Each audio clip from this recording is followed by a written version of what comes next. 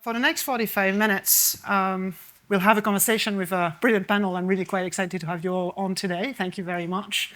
And I'll start by stating a few obvious things. First is that the built environment on a global basis is responsible for 37% of emissions. So needless to say, there's no net zero without addressing this piece. In the UK, bit of an argument, but we count between 27 million buildings or 30 million buildings.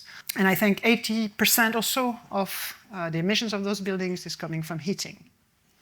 Now, this is probably on the shy side because industrial heating is not counted towards building necessarily, okay?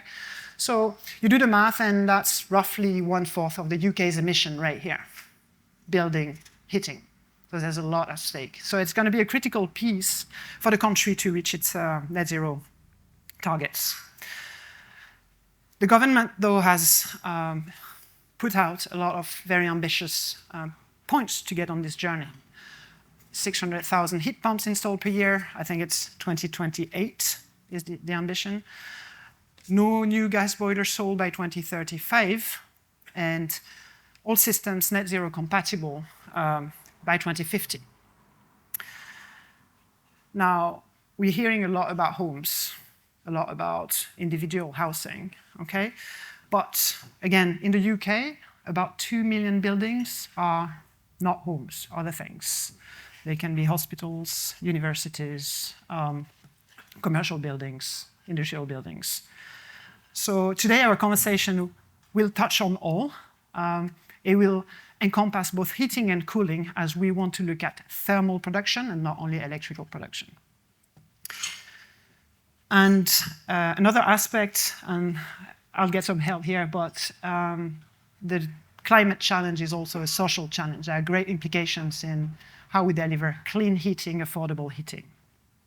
Okay, so I'm Diane Frachon. I look after the UK for SLB New Energy, and again, it's my pleasure to host you. I would like to introduce our panelists today.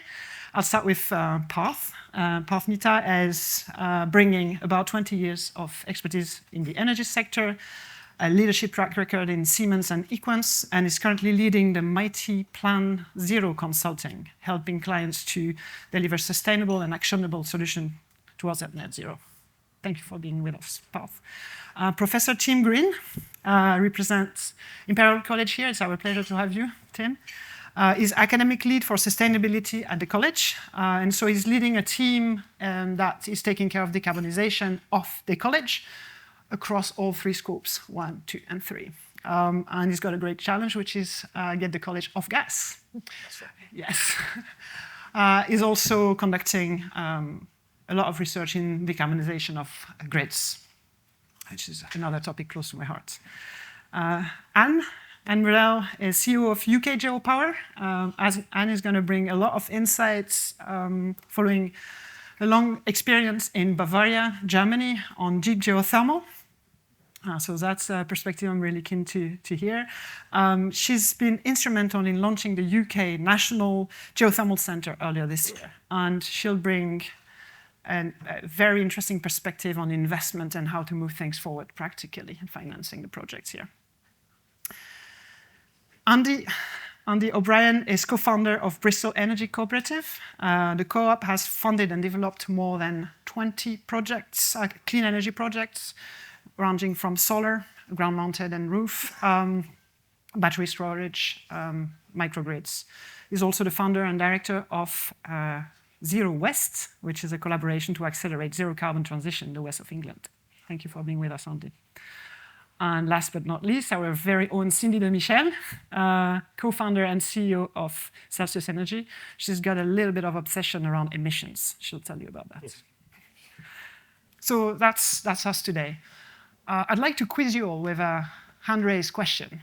I'll give you 3 choices, and I'll run through the options, and you'll tell me which one you want to pick. How much do you think, I've given the answer prior, but how much do you think the heating of building environments makes in the UK emission? So how much emission are generated by the heating of the building environment in the UK? Answer number 1, 9%. Answer number 2, 16. Answer number 3, 23. 9, 16, 23. So who is going for 9%? 2. Good. Okay, I'm glad. Okay. Who thinks it's 16%? Whoa. Happy days, we've got such an educated audience today. All right. Who's thinking 23? All right. Okay. Well done. Well done. Thank you. Okay. So 1/4. It's a huge piece. Parth, I'd like to start with you, if you're okay with that. Given the range of building asset owners you're engaging with and you're helping on their decarbonization plan with the buildings, can you give us a sense for the challenges that they're facing? And maybe as a second part, can you illustrate what a good decarbonization strategy is in your view? Sure. So first of all, thanks for inviting me here, and really appreciate everyone being here as well. So for those who don't know Mighty, we are probably the largest facility management organization in the UK, and I head up the consulting arm of Mighty, where on a given year we look at anywhere between 1,500 to 2,000 sites and look at the decarbonization challenges for that. The biggest challenge that we come across is most of the building that are needed for 2050, 80% of them have already been built. And most of the building that were built were not built with the mind of sustainability and energy. Back then, if you look at a lot of construction happening post-war into 60s, 70s, energy and you're passionate about emissions, so am I, in terms of sustainability and many others here. But when the buildings were being built, that was not the primary purpose whatsoever. Mm-hmm. So that's first challenge that we face, is that the existing building are completely designed for a very different purpose in mind. The second, the use of those buildings have changed as well. We see a lot of energy intensive activities that happen today. For example, use of data centers in many of the facility.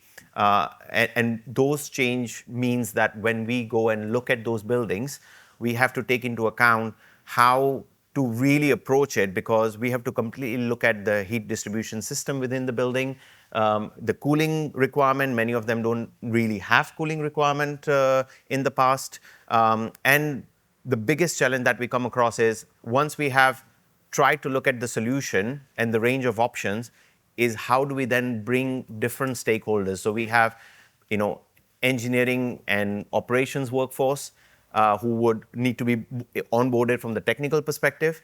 Mm. And then we have to take it all the way up to decision makers who are really not close to the technology. And suddenly we are asking them to make decision on technologies they are not familiar with, on the business case which they are not familiar with.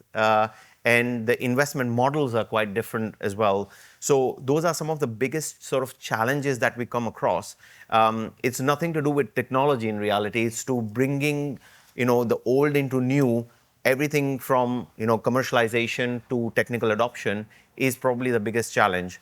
And you asked, what do you see? What does a good look like? And you might argue that the technology or this would be it, but what good looks like for us, which is very critical, is how we are communicating to the key stakeholders on what are the risks and opportunities that they have got in order for them to actually sign up to any projects, right? And unless we have not properly done that, no matter how good your strategy would be, if the decision makers are not onboarded, then that is the big, and if you have done it, then that is good in my eyes. Very good. Can I quiz you a little bit on the array of solutions that you have in mind when decarbonizing building and trying to balance heating profile, cooling demand within, I suppose, a tight envelope, being physical or financial?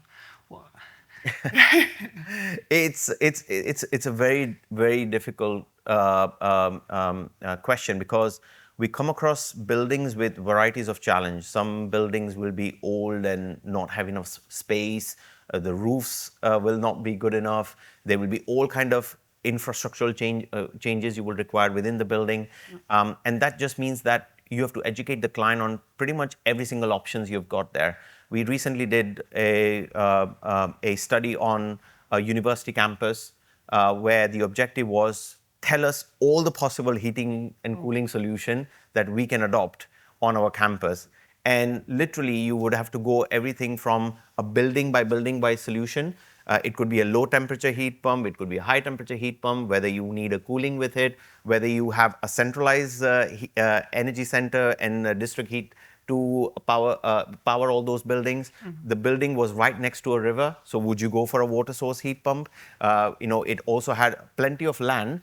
So does it mean you also do a ground source heat pump? And I think that's where the clients are actually not themselves well educated enough to be able to understand which of these technologies do I need really go for? Do I disrupt my building and go for a efficient system, which is a low temperature heat pump, but then have to disrupt my operations to really change all the radiators and fan coil units and other coils within the building?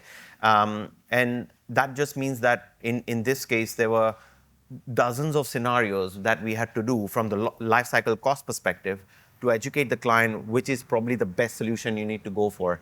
And I think that's probably the common thing we come across in many of our clients. Brilliant. So a lot of complexities, right? And you can't have it all, essentially, is what you're saying.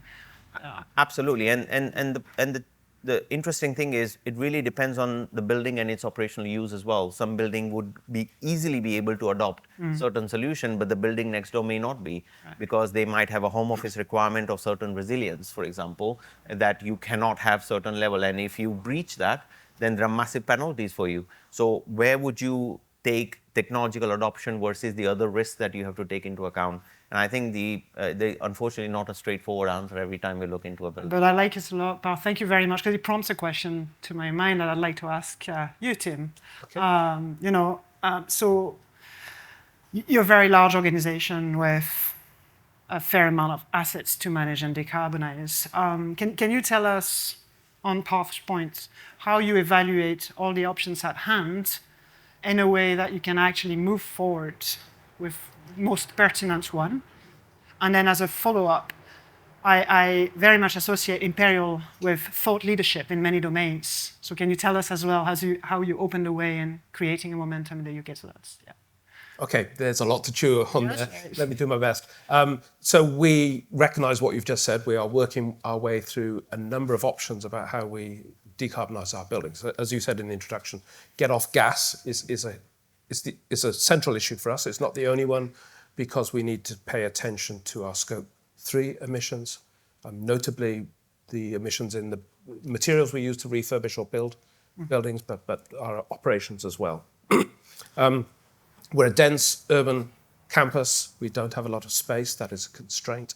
We are constrained also on things like our electrical connections. So just building out heat pumps is not as straightforward as it might be, because we have to get our electricity demand down before we have space in the electricity capacity to do that. But we look at what's around us. I think it's a theme for us and our neighbours. And I mention our neighbours because we need to work with Natural History Museum, Science Museum, other organisations that are in close proximity. We're all after the same low carbon heat sources. So you can look at waste heat from pumping out the water from the tube. You can look at the Serpentine in the middle of Hyde Park. These are quite challenging sources, so we're probably more focused on our own campus. We're challenged for roof space. Some of the reasons you say, weak roofs or other plant and equipment already on the roofs. So air source heat pump is not that easy to roll out. And then we look at the geothermal, the shallow geothermal. And that is of particular interest to us because of the sorts of clay we sit on and then the chalk aquifers under that. So that is a prime interest for us at the moment. It's attractive, we think, because of the good coefficient of performance, which means a bit less electricity. We very much like the pyramid. My colleagues in the front row here as well. Because we're an engineering and science and business institution, we would like to show what we're up to, and it's part of engaging stakeholders. So having the mechanics of this on show, it's also nice because it means we can use some of the public realm as part of how we get our ground source. We have an interesting job of managing our stakeholders. So students are an important stakeholder group, obviously, for a university, but also the potential students, those thinking of applying. They've got a very keen eye on how universities perform and how they live up to what they say. So we say a lot of things about decarbonisation in all its dimensions in our research and our teaching, and then clearly it's strongly important that we actually live up to that, or students will not apply. You know, we will slip down a league table because a league table will include a sustainability metric. And taking our students with us on this journey, showing them through pyramids and other things that we are on that journey is really important to us, and engaging all of our staff and students in the process so that we can use the buildings better and drive down our energy demand so that it's easier to heat in the first place. And a theme we run is that we need to march forward two pieces in parallel. There are big, difficult discussions about paths forward for decarbonisation at the centre, an enormous capital budget to achieve that, but at the same time we need to engage our staff and our students in their daily activities for how they use laboratory spaces and teaching spaces, how we heat and cool them. And to pick up the cooling point, increasingly important, our buildings are fuller than they were designed to be. They weren't designed with cooling and they weren't designed with particularly good ventilation, if I'm quite honest. And we need to improve that for the student experience. And also, of course, we're thinking about, you know, we are in a changing climate. We're seeing higher summertime temperatures and higher peak temperatures and heat island effects. So cooling is increasingly part of our thinking around climate change adaptation. What is the biggest benefit of community group action to develop those heat networks? And what might be slowing things down a bit? So that's again a twofold question I'd like to ask. Great. Thanks for having me today. It might just be worth me talking a little bit about community energy in general first, because we're a bit of a hidden gem. So I've got two hats today. I'm a co-founder of Bristol Energy Cooperative, which we set up back in 2011, so 13 years ago. And that's became my full-time job. And then as a citizen, I actually live in Thornbury, which is halfway between here and Bristol. And I'm a member of that local sustainability group, Sustainable Thornbury, and we talk about all this sort of stuff there and how do we scale up. And when it's talking about heat networks, it's very difficult for a small community group to do that on its own. It has to be part of a much wider initiative that's going on, you know, working with, say, the local authorities, with the commercial sector. You've got this mixture of commercial funding, institutional funding, pension funding, but also community funding, because the community sector is actually very good at raising funds themselves. There are probably about 500 community groups across the country. Most are probably still voluntary, but there's maybe a core group of maybe, I'm guessing, 30 who are about the same size as we are, who've been going for a long time. And because we've had to fight our way through quite a lot of adversity from previous governments, when the previous government killed off the feed-in tariffs really suddenly, that pretty much killed off the community energy sector. So to survive, we've had to actually be very resilient and very innovative. So you'll find actually that we are already doing heat projects. In Bristol, we did a geothermal project in a park next to a community centre a few years ago. We've got boreholes in the ground, and that energy centre is actually powered from the solar panels on the community roof that we funded. Mm-hmm. That was a good number of years ago. And at the moment, Community Energy England, which you're part of, they're doing a big project at the moment called Heat the Streets, which is looking at a whole street of houses, how you could bring a heat network to those houses and do the retrofit. And that's working with, you know, existing developers who are already doing this. So in a funny way, the technology is not an issue anymore. It really is how we bring all these different partners together, because it's so siloed. And one of the reasons I did set up this thing called Zero West was to bring these silos together and just get people talking in the room where you've got local authority people, you've got financiers, you've got marketing people, you've got community groups. And once you get them talking together, they've all got these different resources that you can share. And it's not always about money, it's about knowledge and ideas and opportunities.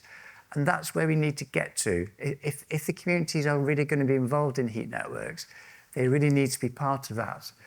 And I think a big barrier really is that partly with something like this, it seems like really weird and wacky and what, really? But also there's the mistrust. I mean, I don't know, for example, in London, I know of a good number of existing heat networks, not low carbon networks, that are owned by big faceless monopoly corporations who basically have shafted the people who are using those facilities. And they've got very little power over changing that. And so if we're going to do a heat network where, again, whoever comes in and does it, that entity ends up being a monopoly supplier, then the people, the residents who are actually making a decision to come and join this, they need all those guarantees around that they'll be protected, that they won't be ripped off, and that it will be a just transition. So that's the big thing. There's an education piece, and also, I'm lucky now, I do this full time, but most people in the sector don't. They've got day jobs, and if they're coming to this during the day, maybe they've got to pay for someone to do their childcare. Maybe they're paying their travel expenses. Somehow, if you really want the community to be involved in these groups, then the bigger players who have deeper pockets need to think about how you can actually provide some funding for those people to be coming along and actually getting involved. And don't just do it for one day when they just pop along and hear something like this. They need to be involved on an ongoing basis. They need to be involved in those project teams. So one thing you could really look at is seconding staff. That would be really good. Or you'll have staff who may well actually want to join a community energy group. We need directors. We are formal legal companies. We need people with a range of skills. It could be social media, it could be legal, it could be marketing, it could be technical. All these big companies tend to have all those different roles, and all the local community groups need that as well. So if you want, say, to become a director, that'd be fine. But the thing we really need most as a sector is finally getting to the point where, whether it's the commercial sector or national government, they're actually providing revenue funding, not always capital funding for someone to do a project, but it's that revenue funding to put in place for staff who can work on a project for probably 2 or 3 years to actually get that project over the line. We all know these things don't happen quickly, and that's the bit, that will get rid of that real blocker if we finally move it from huge amounts of work that's going on at the moment. Thousands of seeds have been planted. What we want now is that watering to really make all those seeds suddenly grow. And we're going to have a massive, big transformation. And I genuinely believe we can transform so quickly over the next few years. Because there's so much going on, whether it's technology, finance, and that working together is the absolute key point, I think, for me. Well, you gave us a lot to reflect on. Certainly some good precise pointers for companies like ours. We're all very passionate about the topic, and it seems like there are many different ways to get involved and move this forward. Thanks very much, Andy. All of you have touched on geothermal one way or the other. So let's talk about this as a solution to decarbonize the built environment. A lot of renewable has come into the energy mix. And in the decarbonization strategies. However, shallow geothermal is still shy today, though it's a great source of energy, really, as we've heard. I'd like to ask you all again a question, which is, who's had a shallow geothermal project commissioned in one of your facilities today? One hand, well done. Whoa. Okay, that's 4 hands. Thank you very much. And 2 here. And 2 more. 6. The follow-on question is, who's considering shallow geothermal as an option for a future project? I should have the 6 and more, right? Okay, great. So many people are thinking, but there's still a lot of upside. If I count every one of us in the room, I think we still have a great deal of opportunities to leverage shallow geothermal. I was trying to do my homework for this panel, and I was trying to look for data on geothermal in the UK. That's a hard task. There's not much available. And you touched on cooling quite a bit. There is no data on cooling whatsoever, and I think that's something that is recognized by the heat network delivery team of DESNES as well. So hopefully some work is ongoing there. Anne, I'd like to give you the mic for a minute and ask you to compare and contrast your experience in Germany with what's happening in the UK and give us your perspective on that. and what might be some of the things that the UK needs in order to pick up the pace on geothermal? Yes, well, thank you, and thank you for the invitation today. Obviously, I've been in Germany for many years, so it's difficult to answer the question what hasn't been happening in the UK. But if we ask the experts, we've been using our ground to extract oil and gas and not thought of other uses of using the earth beneath our feet, is what they say. This, of course, gives us the advantage that we know the earth beneath our feet very well here. We've been drilling here for decades and mining, and obviously have that information. And unfortunately, of course, the green agenda is much more advanced in other countries than it is here. But the fact that the UK is behind on these, on the exploration of geothermal and the use of geothermal energy also gives us the advantage that we can learn from others and learn what has been needed in other countries to bring geothermal along. And I think, Cindy, you're going to speak about France as well. But some of the learnings that we've had in Germany, it's kind of not rocket science, it's fairly obvious. I'll just pick out a few of the necessary areas that we need to focus on. One is government support. Looking at Poppy over there. Government support. It's really important that we are in an environment that encourages the use of geothermal. For example, Germany believes in a very short time it can get to cover 25% of all its heating needs from geothermal, and there's strong government support for that. The second is a robust licensing and permitting framework to understand the ownership of the assets. I know, speaking also to Karen here, that it's really important to understand the longevity, the opportunity that you've got in terms of the ownership and the extraction ability. So that framework is really important, and that is easily managed. You mentioned feed-in tariffs. So obviously long-term offtake commitments could be useful to mitigate the risk of the long-term income and availability of the geothermal asset, and bespoke insurance products. We've got some great examples in Germany of insurance companies really supporting geothermal with these bespoke products. Of course, insurance companies, it's in their interest, and when you talk to them, they are looking at huge costs of climate change coming down the road very quickly for the insurance companies. So what our experience in Germany was that they want to mitigate these risks now by investing and supporting industries such as geothermal. So there's, as I said, there's various key headlines of practical things that we need to advance geothermal in the UK, but we can learn, the work streams are underway here, but we can learn from other countries.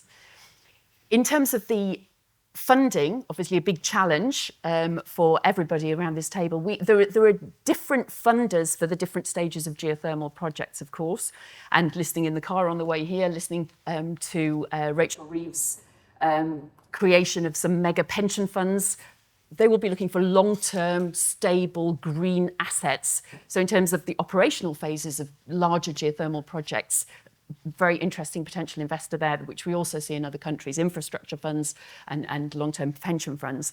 But of course, the challenge is mainly upfront in what is considered risk capital. And of course, the majority of the costs are upfront when we're drilling and looking for these and bringing the resources into the operation phase. And that's where government, insurance, and also forward-thinking businesses and investors need to get involved.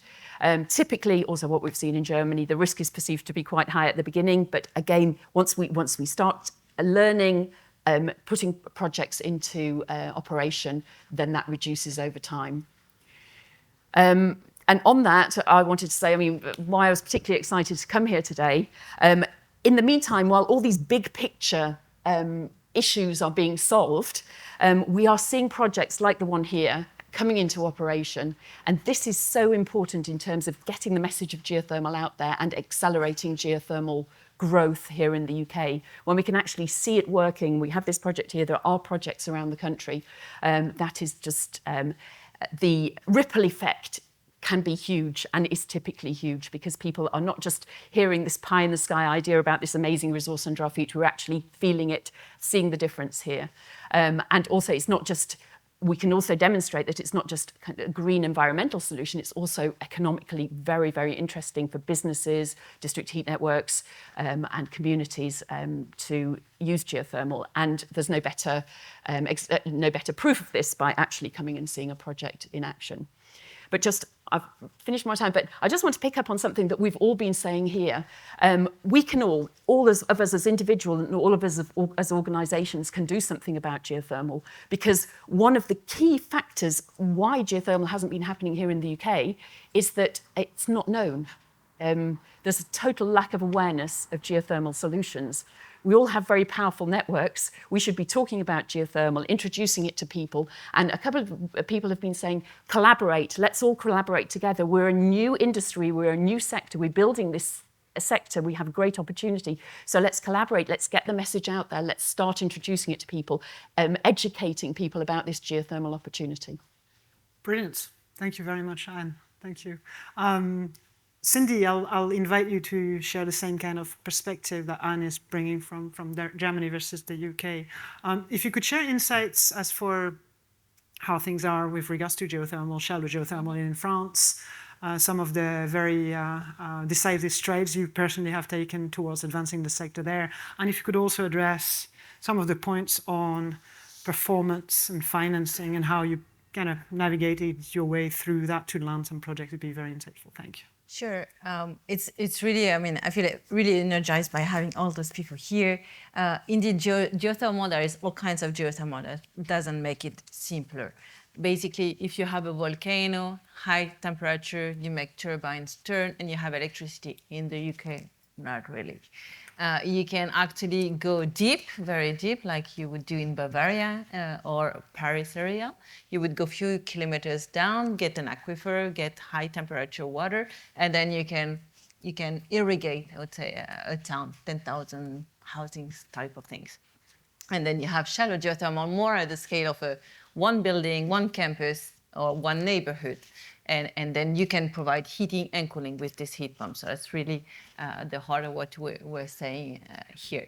And if I can share what's happening in France as well, I think the whole ambition here, I mean, we've been doing those operations, those installations have been released and installed for the past 20 years, maybe in the UK and in every country, basically. And the real challenge is to move from the pilots phase, because it's not just pilots. We have a few people here in the room here has been doing dozens of those projects, but moving from that small number of projects to scaling it. And what does it take to scale? To me, it takes two things. The technology is proven, right? So first, let's say the technology is there. You can make it with a smaller footprint, you can make it with different things, but the technology is there. Now it takes two things. First, to adapt, because this technology is a bit more expensive than putting another gas boiler instead of your whole gas boiler. So business models, financing, moving to utility type of performance-based contract. This is really what could change the game, basically. And this needs the financer to know about it, and the financer to de-risk the technology risk for those financiers. Because you were saying it, there is plenty of options. Someday I know my gas boiler. Yes. I know my gas boiler. Air source heat pump, I kind of know it. Ground source heat pump, what is that? What is the technology risk I'm taking? Will I really pay that much of money and then not being sure?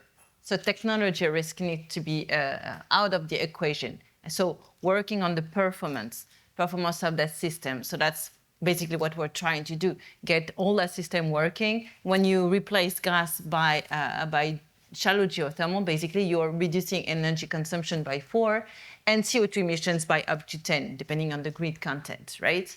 So that's today.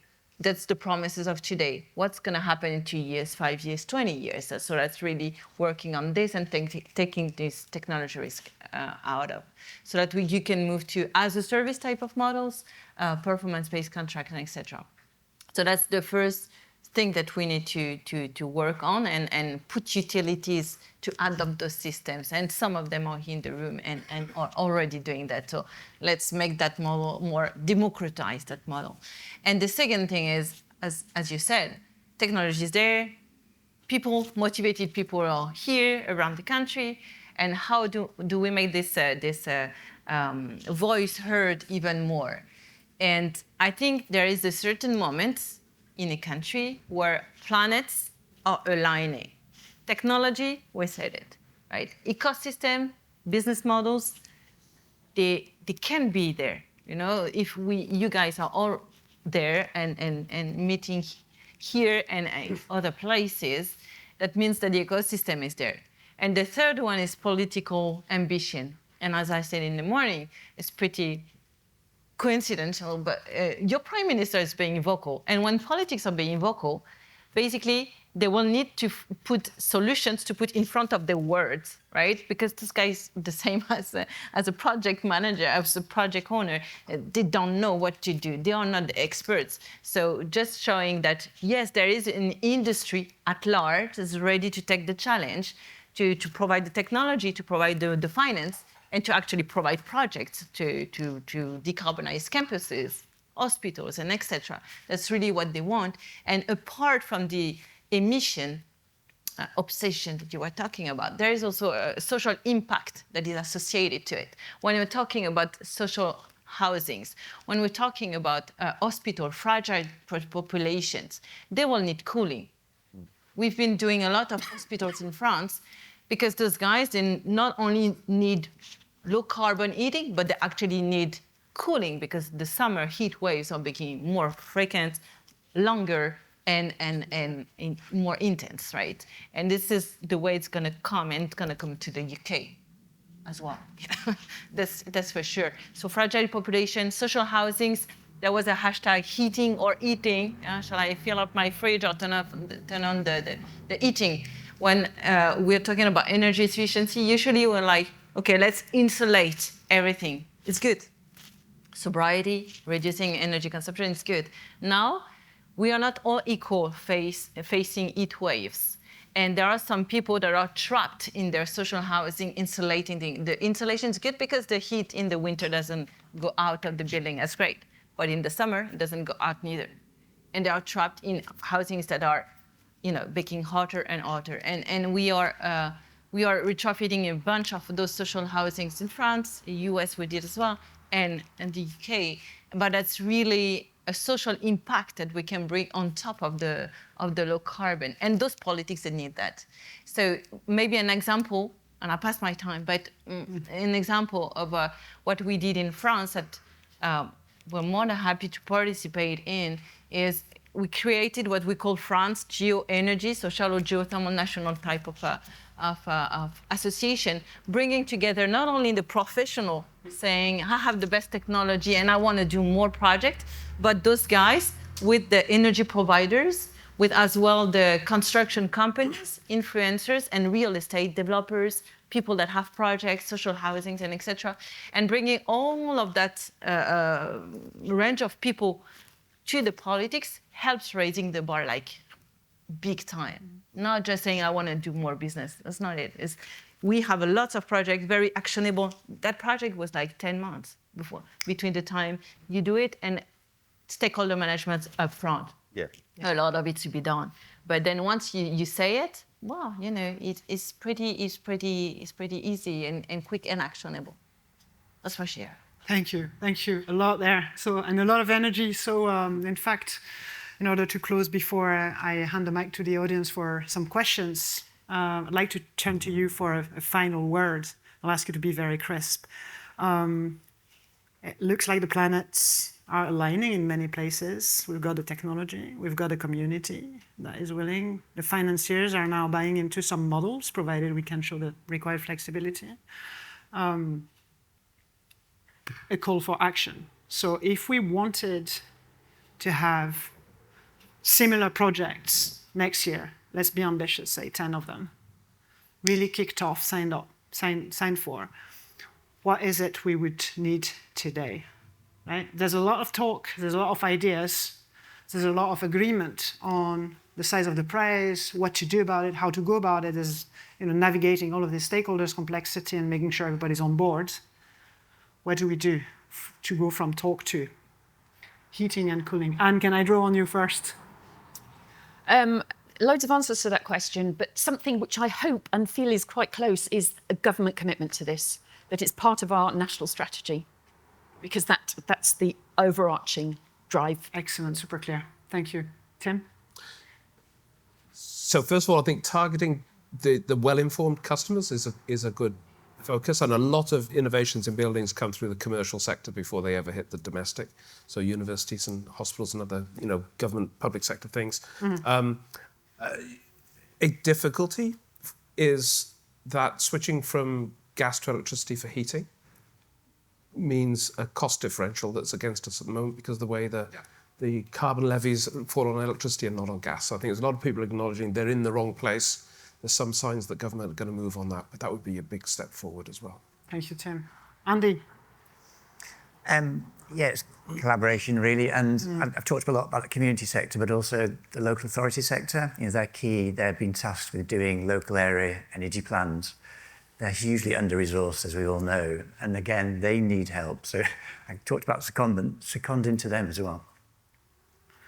Cindy, what do you say?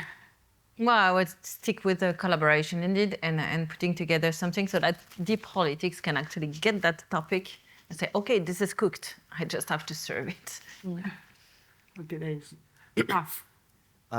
Two things I quite liked from the discussion today. Number one was the piece around education, making sure that various stakeholders are well informed about it. That's the first point. And second is adding to your point around government commitment. I also think that as an industry we need to lobby a lot more. I started my career in the offshore wind sector 15, 20 years ago. There were stakeholders who came together from Renewables UK, and the amount of lobbying that was done in the offshore wind, today you can see the success out of it. So I think as much as the government commitment, I think us as a sector needs to also do a lot more lobbying than we currently are doing. That's fair enough. Well, thank you all very much. I'd like to open the floor for questions. Shelley here is Any questions? showing the mic. If you could say your name and who you work for, that would be. Jeff Downs, from retired engineer. Fascinating discussion. Thank you very much. Learned a lot. And I think one of the topics that was sort of arising but haven't quite got there was, if I was a government minister and I wanted to know about geothermal, where would I go? Is there a representative body? Is it coming together as a representative body? I know geothermal is only part of the sustainable issue, but if I wanted to know, I've got money to spend, I could talk to you all individually, but where would I go otherwise? Right. And Yes, well, this year we launched the National Geothermal Centre to focus on certain areas of bringing geothermal forward. But also, there have been some excellent papers written by and for government recently.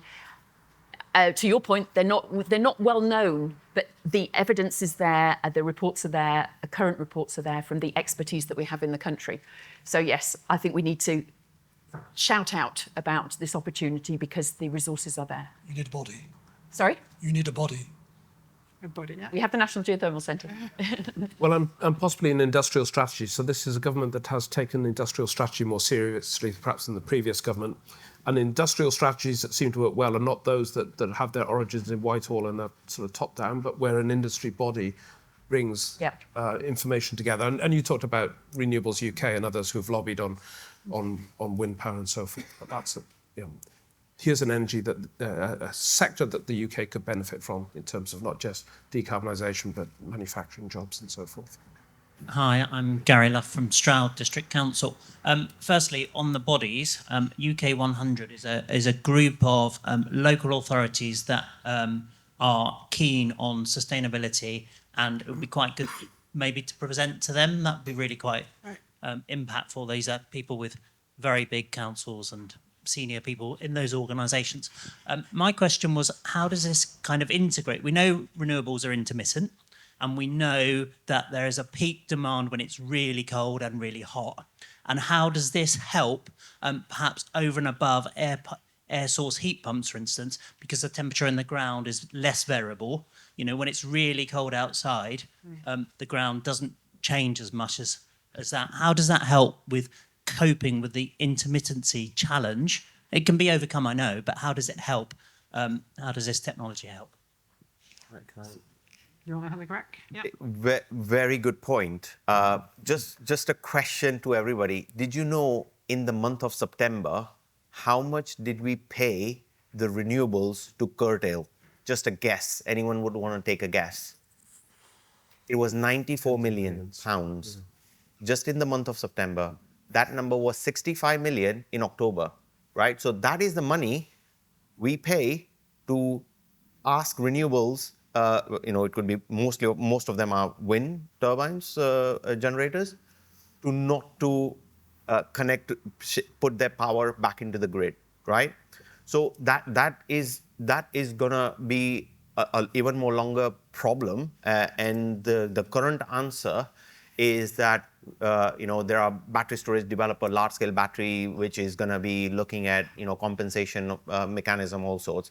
But having worked in the heat sector, I genuinely think that there are a lot of easily deployable solutions which are not overcomplicated. It's not rocket science. It's a simple algorithms you can fit into chips, where you can easily have buffer solution along with your heat pump. So a good thing about heat is we know roughly when we need it, because we know what the temperature is going to be like, we know kind of what the occupancy is going to be like, what time people would need heating, etc.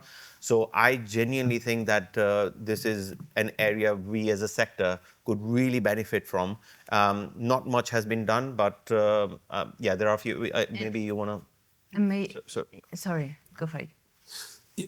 Yeah, so the grid is short of flexibility as we reduce our dependence on gas. So where and when we consume is as important as how much we consume. Curtailment at the moment of wind is often because we can't get it out of Scotland to urban centres south. But heat is so much easier to store than electricity. And so if you've got space for some sort of thermal store, heat tank, we're really constrained. I have seen I saw a university recently, it's got a 4,000 gallon cold water storage unit, so it can pre-chill and avoid peak time energy consumption.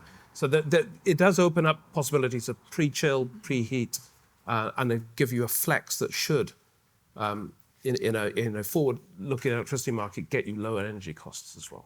And maybe the big force of ground source heat pump is that you are sitting on top of the biggest battery you can ever dream of. This is your land.